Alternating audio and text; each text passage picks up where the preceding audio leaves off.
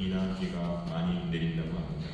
그리고는 내일 월요일부터 날씨가 추워져서 화요일에는 영하 14도까지 내려가는 강추위가 찾아온다고 합니다. 추운 날씨에 아무쪼록 건강 잃지 않도록 조심하시면 좋겠습니다. 오늘은 연중 제3주일입니다. 전례적으로 2024년은 나해입니다. 연중식의 첫 주간은 보통 주님 세례 주일 이후에 한 주간을 지내고 나서 둘째 주일은 예수님이 누구이신지를 요한복음을 통해서 듣게 됩니다.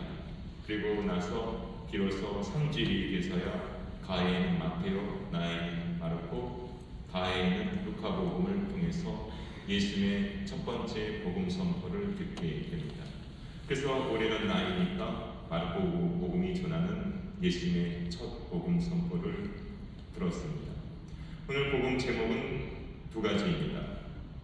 예수님께서 갈릴레아에서 전도를 시작하시다. 그리고 어부 네 사람을 제자로 부르시다. 이렇게 두 개입니다. 먼저 예수님은 때가 차서 하나님의 나라가 가까이 왔다. 회개하고 복음을 믿어라 하고 말씀하십니다. 여기서 때는 시간이란 말입니다. 그리스도로 시간이란 말에는 두 가지가 있습니다. 첫 번째는 크로노스입니다. 지금 몇 시야? 9시 12분 30초 이렇게 할 때 하는 거. 집에서 여기까지 1시간 반 걸렸어 이렇게 할 때 말하는 거죠. 그러니까 계산되고 수치화될 수 있는 시간을 말합니다. 두 번째는 카이로스라는 단어를 씁니다. 이 말은 중요하고 의미가 있는 시간, 마치 디데이처럼 결정적인 시간을 얘기할 때 카이로스를 씁니다. 그리고 성서에서 카이로스는 하나님께서 인간을 구원하시는 결정적인 시간을 의미합니다. 따라서 때가 찼다는 말은 이제 드디어 하나님께서 예수님을 통해 인간을 위한 결정적인 액션을 곧 시작하신다라는 의미입니다. 이제 하나님 편에서 기다림은 끝이 나고 하나님께서 인간에게 다가오신다. 그리고 하나님 스스로 인간을 구원하시고 완성회로 이끄신다는 것을 뜻합니다. 그렇다면 이렇게 하나님의 액션을 앞에 두고 인간은 무엇을 해야 하는가? 바로 회개하고 복음을 믿어라입니다.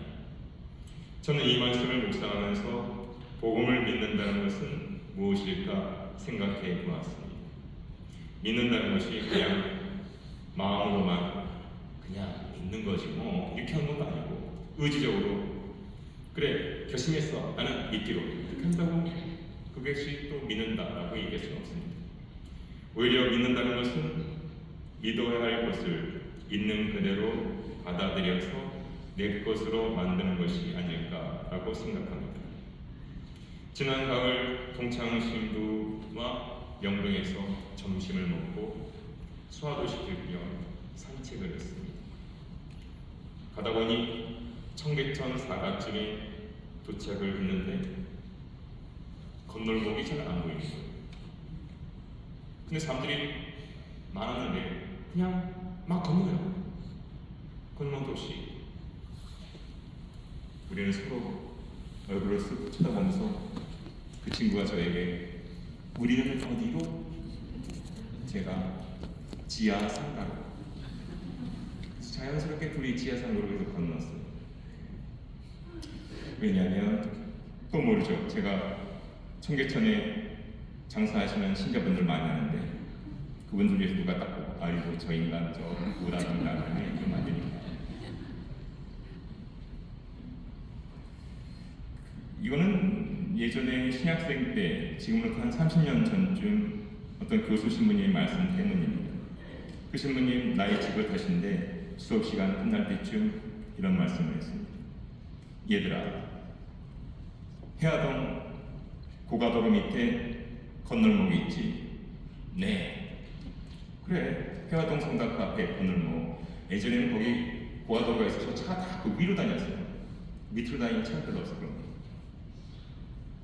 거기에 신호등이 있어. 신호도 빨리빨리 떨어지는데 빨간불인데도 수녀들이 그냥 막 건너. 학생 수녀인지 뭐 다른 수녀인지 막 건너. 그러니 하신 말씀이, 야, 그걸 보면 운전하는 사람들이 뭐라고 생각했냐, 이렇게 얘기했어요. 니들도 정복 입고 있을 때 그 건너목에서 빨간 불에 건너지 말라니 내 눈에 띄면 죽는다. 네. 그러면서 하시는 말씀이, 신앙이 인성을 못 이겨요, 이런 말이었어요. 그 말이 굉장히 기억에 남았습니다. 여기서 말하는 인성이라는 것은 이기적인 인간의 본성, 그런 거일 거예요. 쓰면 안고 싶고 앉으면 눕고 싶은 좀 이기적인 인간의 본성을 말합니다. 어떤 면에서 보면 신앙을 가졌다는 것은 이기적인 본성을 그래도 극복하려고 노력하는 것이 아닙니다. 매번 본성이, 인성이 신앙을 이기면 건강한 신앙을 갖고 있다고 이해할 수 있을까? 어찌 보면 계속해서 우리에게 회개하고 복음을 믿어라라고 하는 이 주어지는 이 말씀들은 어떻게 보면 계속해서 우리 본성을, 신앙을 가지고 이겨보라는 그런 또 다른 초대가 아닌가, 이런 생각을 해봅니다. 우리는 반복해서 해보고 회개하고 또 회개하고 또 복음 믿고 또 복음 믿어야 신앙으로 인간 본성을 조금씩 극복하는 것이 아닌가 생각합니다. 우리는 대체로 해왔던 대로 하려고 하고 내 몸과 마음에 익숙한 대로 하는 것을 편하게 생각합니다. 그리고 나에게 이론적으로 생각하고 행동합니다. 저는 회개하고 복음을 믿는 것이 거창한 것이 아니라고 생각합니다. 지금까지와는 다르게 바라보는 것, 내 생각과 판단이 언제든 틀릴 수도 있다는 것을 인정하는 데서 회개는 시작됩니다. 나에게는 자연스러운 일이지만 거기에 이기적인 욕심이 묻어 있다면 그것을 덜어내는 것, 그리고 나 중심의 삶에서 하느님의 중심의 삶으로 바뀌어가는 것이 회개하고 복음을 믿어라라는 말씀의 뜻이라고 생각합니다. 이어서 예수님은 4명의 제자들을 부르십니다. 예수님의 한 말씀에 제자들은 곧바로 그리고 무언가를 버리고 예수님을 따릅니다. 그물을 버렸고 또 아버지 제베데오를 배에 버려두고 예수님을 따라가셨습니다. 어떤 신부님의 체험담 책에서 있던 거 들려드릴까 합니다.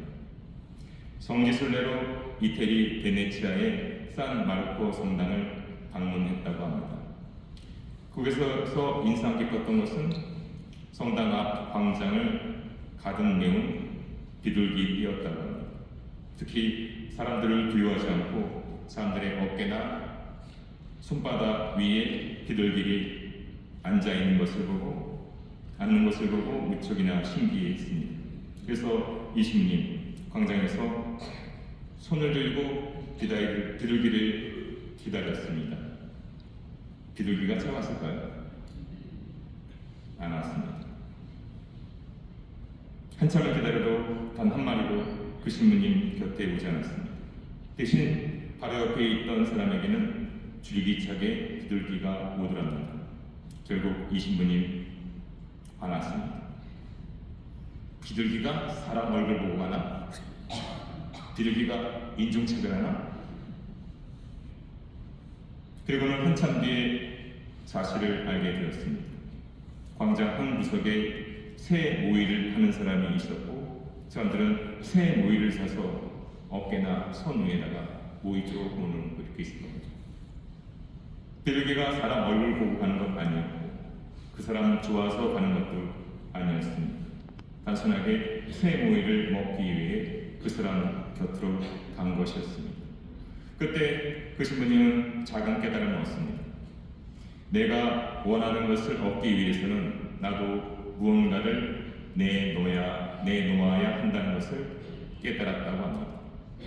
진짜 세상에는 공짜가 없는구나, 이렇게. 마치 빈손으로는 비둘기를 곁에 불러올 수 없는 것이 당연한데도 불구하고 손만 내밀면 내가 원하는 것을 다 얻을 수 있는 것처럼 착각을 하고 살았다, 이렇게 얘기했습니다. 오늘 복음의 제자들은 그물을 버렸고 아버지를 배에 남겨두고 예수님을 따라 나섭니다. 제자가 되면 무엇을 얻고 무엇을 받을 수 있는가 조건을 따지지 않았고 이득을 계산하지 않고 예수님을 따라 나섭니다. 잃은 것은 그물이지만 얻은 것은 예수님입니다. 예수님을 얻는 게 중요한 것입니다. 그리고 그들은 전에는 한낱 물고기만을 낚는 어부였지만 앞으로는 예수님 곁에서 꽃보다 아름다운 사람을 낚는 어부로 경로에 가게 될 것입니다. 두 가지 정도 생각해 보았습니다. 첫 번째, 올해가 바로 하나님께서 나를 위해 액션을 취하시는 구원의 때가 꽉 찬 시간이 되면 좋겠습니다. 내 자신이 회개하고 복음을 믿어서 하나님의 액션이 나의 것이 되는 한 해가 되시면 좋겠습니다.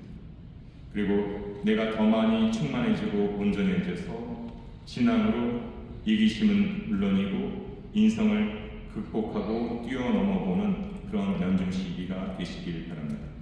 두 번째로는 잃은 것은 그물이지만 얻은 것은 예수님이다라는 말입니다. 조건 없이 그리고 홀가분하게 주님을 따를 수 있으려면 내 자신이 좀 더 가벼워져야 한다는 것, 더 가지려고 움켜쥐지만 말고 버림으로써 내려놓음으로써 예수님을 얻게 된다는 사실도 함께 기억해 보시면 좋겠습니다. 잠시 묵상하겠습니다.